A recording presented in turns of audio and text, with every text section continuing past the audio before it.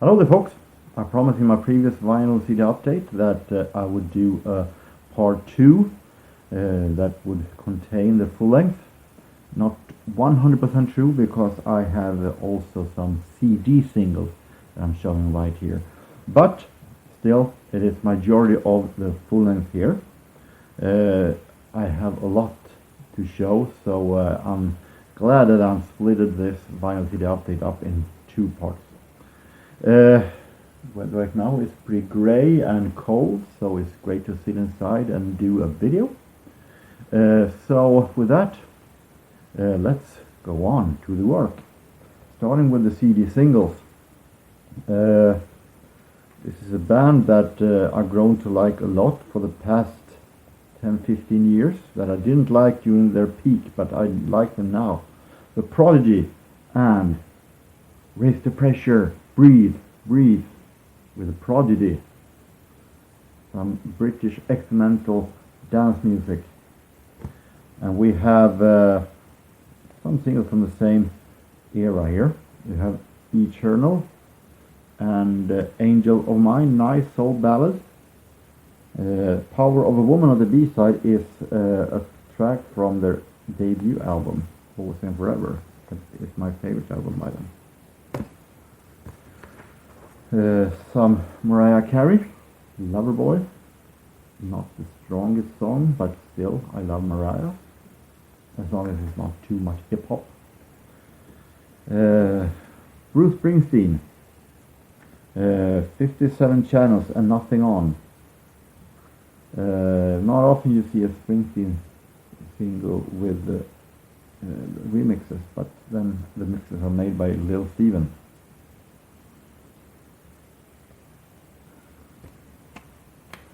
Very interesting single, very interesting lyrics. Beautiful South, Perfect 10, Beautiful South, that consists Paul Heaton from the House Martins. Paul Heaton, that is, have released an album just recently. Check out the single Fish and Chip Supper, that is a really great one. But this is also a great one from the days with Beautiful South. Swedish Euro artist E-Type and Life from 2001. Now, full length. And we had Bruce Springsteen just recently. And how fitting that we now take the album that this is from. We have both of his 92 albums. Human Touch, Lucky Town. I have Human Touch on a cassette, but I wanted to have both in the same format, and I didn't have Lucky Town from this before, so I'm very happy to have these. Italian dance music with 49ers, famous for their hit Touch Me back in 1989. This is from 1992. It is produced by famous Italian disc jockeys that were big during this era in the late 80s and the beginning of the 90s. More dance music, but British. Kathy Dennis moved to this. Most of it is produced by Dancing Dandy, that of course is another name for D-Mob that she worked with in the late 80s a whole lot, and in 1990. Some of these singles are really great. Just Another Dream, Come On and Get My Love with D-Mob, and so on. Really interesting. For me who likes British house music, early 90s style, British early 90s style. Italo house now, late 90s style. Robert Miles, he had a huge hit with the instrumental song Children, at least here in Europe. This is extremely interesting Euro music from the late 90s. Vanessa Williams, the Comfort Zone.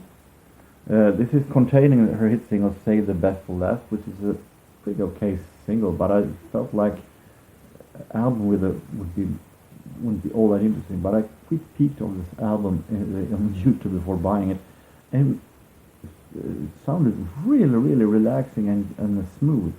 So I really needed to have it. I felt it's songs that are way stronger actually than Save the Best for Last, in my opinion. We have a compilation from the record label Skint. Skint is the record label famous for doing big beats and big beat like Fatboy Slim and Chemical Brothers and so on. This is a compilation with tracks from that label, and it's not easy to find big beat here in Sweden. Actually, it's more of a British phenomenon once in the late 90s. But this contains Fatboy Slim, Bentley's Rhythm Ace, two of my favorite bands in the genre. Midfield General, we have then a whole lot of names that I have never heard of, so it's very interesting. 2 CDs I actually bought this Saturday. We have Gene Krupa. I bought this merely because I have a lot of Gene Krupa and his orchestra, but I don't have that much with these years, 49 to 51, and it contains also small band recordings, so definitely, why not? Same with this Chick Webb that I have a whole lot with. This is a CD that doesn't contain Ella Fitzgerald. Surprise, surprise. But it also contains something as unusual as Chick Webb with smaller band section that I don't have anything with. So very interesting. This GRP's releases of original American Decca recordings are really interesting. Well, moving on to the vinyl. These are some really interesting stuff that might wind up in the best findings of the year when that time comes. These are really interesting 10-inch records from the 50s with extremely early jazz, and we're talking a new personal record when it comes to oldest recording that I have. This is original Dixieland Jazz Band. They are considered to be the first real jazz orchestra ever. And it also says here, historic recording, the first recorded jazz music. And we're talking music from recorded in 1917 and 1918. I have a hard time seeing that I would get an older recording than that, since this is the oldest known jazz recordings. So very interesting to have. As is this, Dick Beiderbecke and his Wolverines, and the Wolverines. Recordings here are from 1924. We have Johnny Dodds and Washboard Band and Trio, recordings from 1928 and 29. I'm no huge fan of Dixieland, but when it's recording from 1918 and 17, of course I can't pass up on this. We're talking Jazz History Deluxe. Little more modern, Errol Garner, and Up in Errol's Room, featuring the brass bed. Not often I hear Errol Garner with a kind of a big band, which I think this is. It's very interesting.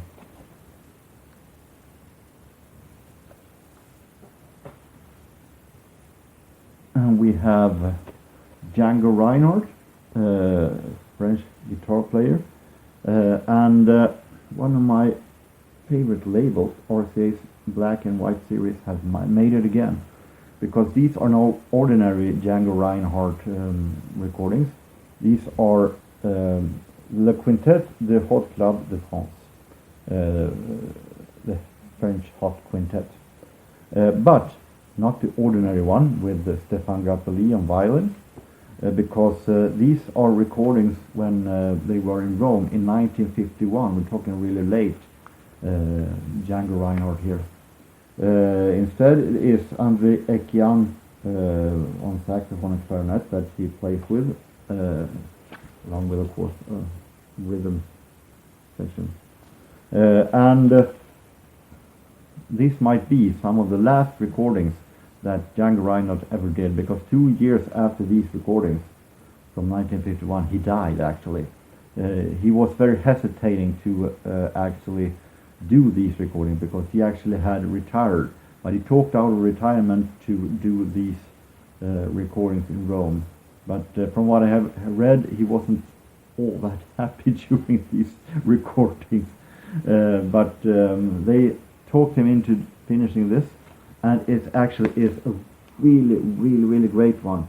Maybe it's because I'm no huge fan of violin in jazz, but if it isn't a string orchestra, of course. But it sounds really great. So very great album. While Bill Davis doing his thing, while Bill Davis on organ, really interesting. Now we're leaving jazz for the moment, or for this video. Going to a band I like, Orleans. This is Waking and Dreaming from 1976. Orleans, AOR yacht rock band. This is not their strongest album though. It is a good album, it's a really good album, but it's not the strongest, but of course it will stay in the collection. But they need to do something about this sleeve. I assume that producer or the manager on Asylum Records said that you need to do something more. Your covers art have been so dull lately, and they got a week to figure out what to do. And they came back and said the only thing we can find out is let's take off our shirts. And it wasn't a that good idea, but the music is better. City Boy, as you know, I'm starting to collect City Boy, and this is an album I want to get a hold of because I like this song, Heads Are Rolling. So this is City Boy from 1980, and the album Heads Are Rolling.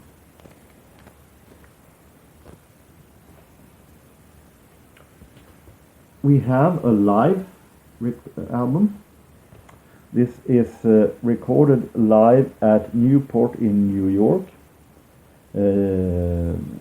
Not entire album though. Not entire live concert though. These are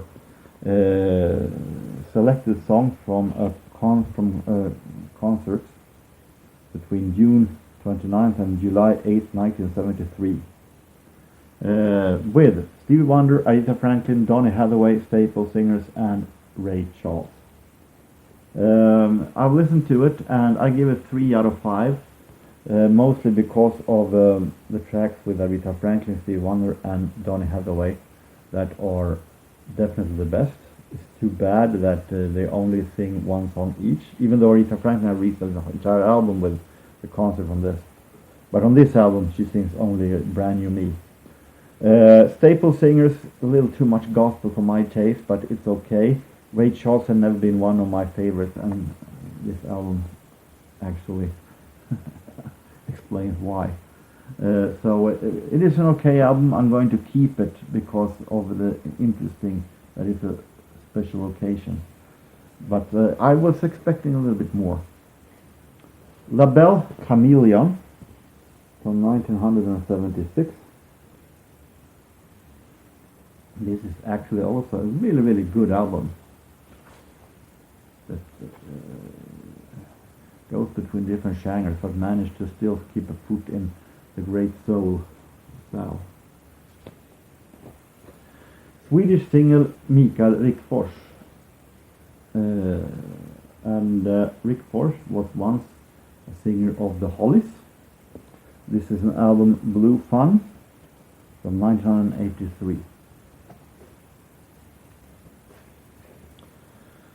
We have an Anne Murray, and Where Do You Go When You Dream, from 1981. This is a really, really good, a really great Anne Murray album, singer-songwriter style, with one side being more of a cooler side, more of a ballad style, and the other one being more of a faster style, which also can be described by the pictures. But it's a great album, definitely. And we're staying with Anne Murray now, because now we're coming into stuff that I found last Saturday, when our record store here, Vinylstallet, had sellout, 50% sellout, temporary. And I managed to find in the dollar bins some really, really great stuff. So the nearest albums are costing me only 5 cents. This is Anne Murray again, and Something to Talk About, from 1986. I listened to quick peeks of this, and it can go both ways. It is Anne Murray deep in the 80s. Some tracks are produced by David Foster. Some tracks are more of almost disco Anne Murray. One track is a cover even of Hazel Dean from the Stock Aitken Waterman production, the song Who's Leaving Who. This is definitely a step away from her regular singer-songwriter style into something new, and it's going to be interesting to listen to it if she fits in that category. This actually surprised me. I tried to like Squeeze. There's something that hasn't clicked in me or connected in me when it comes to Squeeze so far, with exception from Take Me I'm Yours, their debut single that I think is fabulous. But this East Side Story, as it costed me only 50 cents, why not? But it is actually a really, really great album. It's definitely one of the best Squeeze albums I've heard so far. This is the only one with Paul Carrack in them, and it's produced by Elvis Costello. And if we remove a couple of songs, Labor with Love, that I think is dreadfully boring and messed up around, that it's a kind of a 1950s rockabilly pastiche. This is a really, really nice pop album. So this definitely, I'm not sure that it will be my way into collecting Squeeze, but this was a great album. Barbra Streisand, and My Name is Barbara too. My Name is Barbara was a TV show that she did back in 1965, and for that she released 2 albums. This is part 2 of it. I bought it because it would be interesting to hear Barbra Streisand in the 60s. So. Cliff Richard with a little water damage. Now You See Me, Now You Don't. Quick Peek says that this is has huge potential because it is a little bit tougher, Cliff Richard, when it comes to the production. And I don't know, it might have something to do with that his normal production buddy Alan Tarney isn't the one producing here. Alan Tarney has done some great stuff, some great productions with Aha and so on. But his albums with Cliff Richards are okay, but a little bit nothing to remember actually. But this is sounds, as the quick peek said, really lot more interesting. It's very interesting listening to this. Two albums that won't be staying in collection: The Proclaimers and Sunshine on Leith. Proclaimers famous for I'm gonna walk 500 miles, which is a good song. But when it comes to entire album, I was very hesitating, and I was right. They have annoying singing. I have nothing against singers singing in very wide Scottish accent, but they also exaggerate the vocal styles a lot, which means they I will walk 500 miles, and that is very annoying to listen to in an entire album. And the production was pretty uninteresting also, so this will not stay. Leon Russell, I've heard the name, and for that extremely low price I thought, why not, I give it a chance. But it wasn't my thing. It was rockabilly, it was rock, that wasn't my style, so this will not stay. And finally, when it was 50% off, I didn't, of course, flip through the dollar bin. I flipped through other stuff also. I picked out one record. From what I understood, he will be having 50% sellout every now and then because he has so much in the back that he needed to get rid of stuff. The video started. But I found this one, Sax Scene. We have Big Sid Catlett Quartet with Ben Webster, and we have Hot Lift Page Orchestra. This is released on London Records, but it's recordings from the Commodore series, the Commodore label, which released first a whole lot of Dixieland, but also later on a whole lot of interesting swing stuff. I listened to it, and it's a really great swing album with the 40s swing. This is highly recommended, this Sax Scene. So that is the vinyls full length that I have found, and the video don't seem to become that too long either. So let's see what I found in the near future. So until next time, I hope that every one of you have a really nice time, no matter where you are, no matter what you do. Take care, and so long.